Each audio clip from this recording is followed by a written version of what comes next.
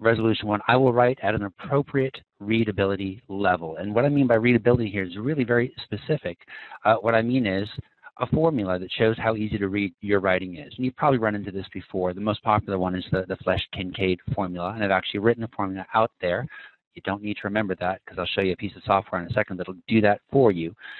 But why do we care? Why are we going to try to assign a number to our writing? The thing that you'll discover if you start looking at the readability level of your writing and look at the grade level that you get back when you test it, is that once you start paying attention to that, it really does help to keep your writing concise and simple. So you'll take a piece of writing, you'll have it tested, it'll come back and say, this is at a 16th grade level. What 16th grade? Well, 16th grade would be something like senior year of college. If you're writing to people in high school who would like to come to your university, you're probably at the wrong level.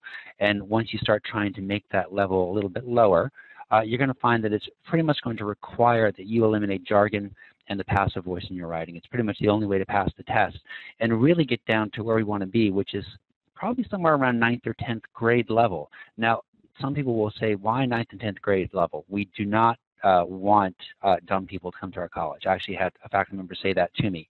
Well, that's not the point, actually. It's not just for low-skilled readers. Anyone who's on your website is probably not reading it that carefully. That's the reality. Even if they're very smart, they're in a hurry, they're trying to get things done, they will appreciate stuff that is easier to read, and you're going to get better results if you have easier to read material on your website. Now, how do you actually test that?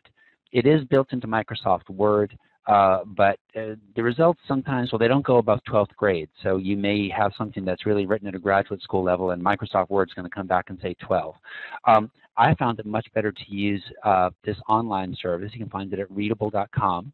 Provides this readability test tool. You can test a web page by putting the URL in. You can cut and paste information in there. It's great for working with the team because you can all be using the same tool and getting the same results when you test your readability.